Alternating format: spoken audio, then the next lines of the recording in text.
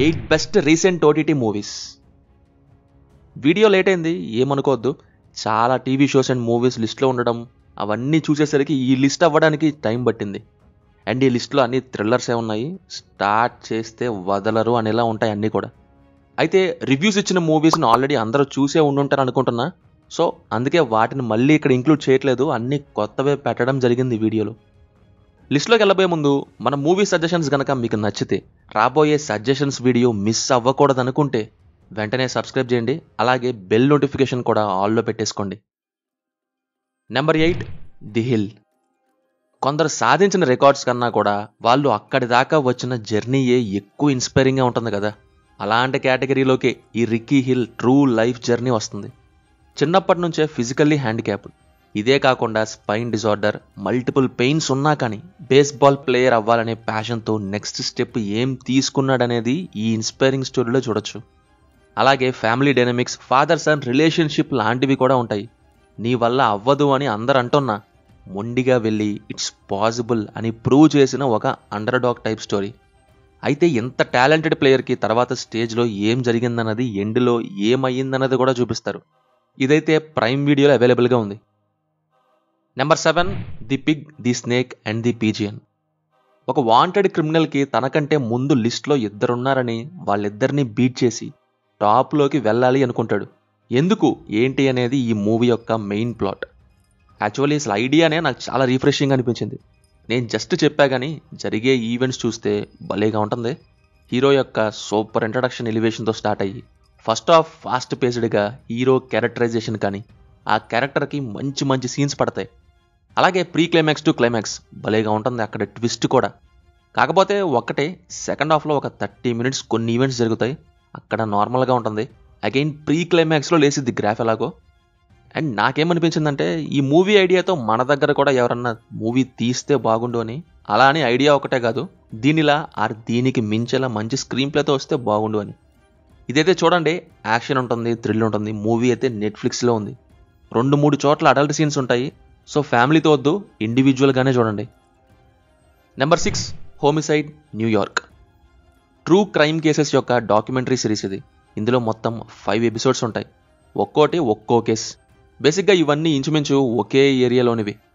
ఒక్క కేసేమో టెక్నాలజీ ఉన్న టైంలో జరిగింది ఉంటుంది, మిగతావన్నీ అంత టెక్నాలజీ లేని టైంలోవి, అంటే 90s టైంలోనివి. సో అలాంటి టైంలో క్రైమ్ కేసెస్ని ఎలా డీల్ చేశారు, ఆ కేసెస్ని డీల్ చేసిన ఆఫీసర్స్ వాళ్ళ ఎక్స్పీరియన్స్ని, వాళ్ళ ట్రబుల్స్ని క్లియర్గా ఎక్స్ప్లెయిన్ చేస్తారు. అలాగని కేసెస్ సింపుల్గా ఉండవు, డిఫికల్ట్ కేసెసే ఉంటాయి. రియల్ టైమ్ ఇన్వెస్టిగేషన్లోని హర్డిల్స్ని మనకు చూపిస్తారు. అలాగే ఎవిడెన్స్ కలెక్ట్ చేయడం నుంచి ప్రూవ్ చేయడం, గిల్టీ అని ఒప్పుకోవడం, కోర్టు తీర్పు ఇవ్వటం వరకు అన్నీ డీటెయిల్డ్గా ఉంటుంది. ఇది వచ్చేసి నెట్ఫ్లిక్స్లో ఉంది. Number 5, lover స్టాకర్ killer. యూఎస్లో లాస్ట్ డెకేడ్లో ఒక ఈవెంట్ నుంచి బేస్ చేసుకొని తీసిన డాక్యుమెంటరీ ఇది. ఆన్లైన్ డేటింగ్ గాన్ రాంగ్ని, జనరల్గా మనం ఇప్పటిదాకా విన్న జెండర్కి ఆపోజిట్ ఎఫెక్ట్ని ఇందులో చూడొచ్చు.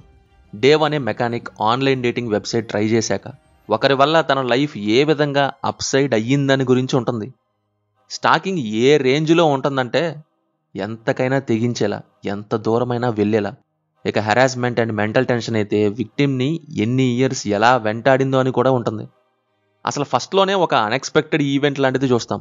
ఇక ప్రొసీడ్ అయ్యే కొద్దీ డార్క్ రివెంజ్ ఈవెంట్స్, అండ్ ఇక క్లైమాక్స్లో ఒక భారీ ట్విస్ట్. నేనైతే ముందే ఎక్స్పెక్ట్ చేసే అనుకోండి, బట్ చాలాసార్లు అలా కాదులే అనేలాంటి సిచ్యువేషన్స్ తీసుకొచ్చింది. ఏదేమైనా కానీ ఫుల్గా ఎంగేజ్ చేస్తుంది. రన్ టైం కూడా ఫటాఫట్గా 1.5 hourతో కానిచ్చేశారు.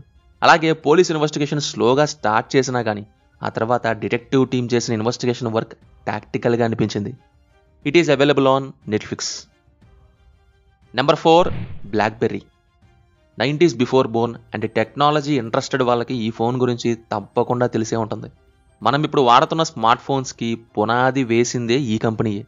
అలాగే కొన్ని ఇయర్స్ పాటు మార్కెట్లో ప్యూర్ డామినెన్స్ చూపించి లీడర్గా ఉంది. కానీ ఇలాంటి కంపెనీ డౌన్ఫాల్ అవుతుందని ఎవ్వరూ కూడా ఊహించి ఉండరు, కానీ అదే జరిగింది. మరి ఈ సినిమాలో BlackBerry brand rise, rule and fall ఇలా 3 phases కవర్ చేశారు. అసలు దేనివల్ల ఈ ఎఫెక్ట్ వచ్చిందన్నది క్లియర్గా చూపిస్తారు కూడా. అలాగని కంప్లీట్గా ట్రూ ఈవెంట్సేనా అంటే అలా కాదు. హ్యూమర్ అండ్ డ్రామా జనరేట్ చేయడానికి ఫిక్షన్ని మిక్స్ చేశారు అక్కడక్కడ. న్యూ టెక్నాలజీ అండ్ పీపుల్ ఇంట్రెస్ట్ని అడాప్ట్ చేసుకోకుండా అలాగే కూర్చుంటే ఎంత పెద్ద కంపెనీ అయినా కింద పడక తప్పదు అనేలాంటి స్టేట్మెంట్ని పాస్ చేస్తుంది. Available on prime video. Number 3, the abandoned. ఇది 2022 మూవీ, కానీ 2023లో థియేటర్స్లో రిలీజ్ అయింది.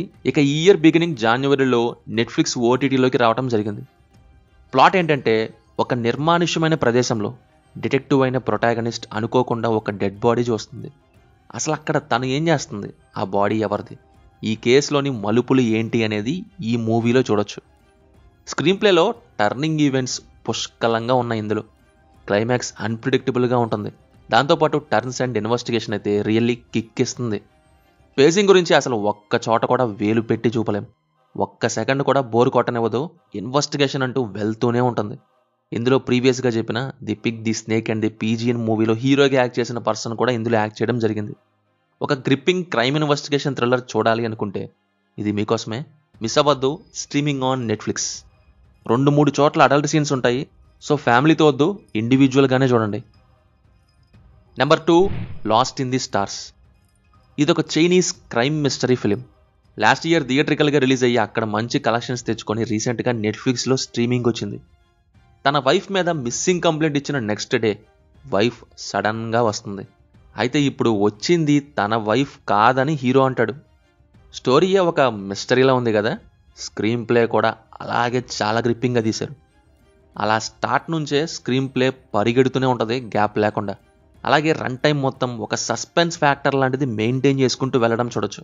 ఒక రకంగా హిచ్కాక్ స్టైల్లా. ఇంకా లాస్ట్లో వచ్చే ట్విస్ట్ అండ్ టర్న్స్ బోనస్. ఈ మూవీ అయితే నెట్ఫ్లిక్స్లో ఉంది. Number 1, when evil lurks. ఇదొక సూపర్ న్యాచురల్ హారర్ మూవీ. అలాగని ఈ స్పానిష్ మూవీలో హారర్ ఒక్కటే కాదు, చిల్స్ అండ్ థ్రిల్స్, గోరీ అన్నీ మిక్స్ అయి ఉంటాయి. అంటే కొన్ని సీన్స్ చూస్తున్నప్పుడు కళ్ళు మూసుకుంటాం. ఒక్క టెన్షన్ అని కాదు, సీన్స్ చాలా బ్రుటల్గా ఉంటాయి కొన్ని చోట్ల. ఒక చిన్న రూరల్ టౌన్ యొక్క అవుట్స్కట్స్లో కొంతమంది రెసిడెంట్స్ ఉంటారు. అక్కడికి ఒక ఈవిల్ ఎంటర్ అయ్యిద్ది. అంటే మనం అనుకునేలాంటి ఈవిల్ కాదు. మనం ఎప్పుడు చూసే పొసెషన్ మూవీస్కి ఇది కొంచెం యూనిక్గా ఉంటుంది. It's different. అక్కడి కల్చర్ని బేస్ చేసుకుని ఉంటుంది ఈ మూవీలోని horror elements.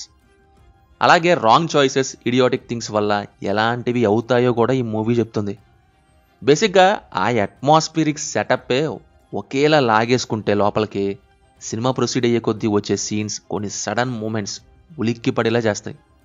Cinema full of blood ఉంటుంది. స్పైన్ చిల్లింగ్ మూమెంట్స్తో ఫస్ట్ ఈవెంట్తోనే హుక్ చేసిద్ది. అలా సినిమా అంతా అలాగే కంటిన్యూ అయింది. అయితే మ్యాక్సిమం నైట్ టైం చూడడానికి ట్రై చేయండి.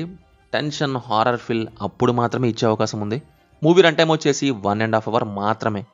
Adult scenes and bad language ఏం లేవు, కానీ బ్లడ్ ఎక్కువ ఉంటుంది. సో మరీ చిన్నపిల్లలతో అయితే చూడొద్దు. మూవీ వచ్చేసి ఇండియాలో అయితే మూవీలో ఉంది, అండ్ యూఎస్లో అయితే ఇంకో ఆప్షన్ ఉంది, రెంట్ బేసిస్లో ప్రైమ్ వీడియోలో. సో ఇది మరి లిస్ట్. ఇందులో మీకు ఇష్టమైన మూవీస్ ఏంటో కింద కామెంట్స్లో మాతో షేర్ చేసుకోండి. సజెషన్స్ కనుక నచ్చితే వీడియోని లైక్ చేసి మన ఛానల్ని సబ్స్క్రైబ్ చేసుకోండి. అలాగే బెల్ ఐకాన్ కూడా ఆన్లో పెట్టుకోండి. Will meet in next video. Thank you. జై హింద్.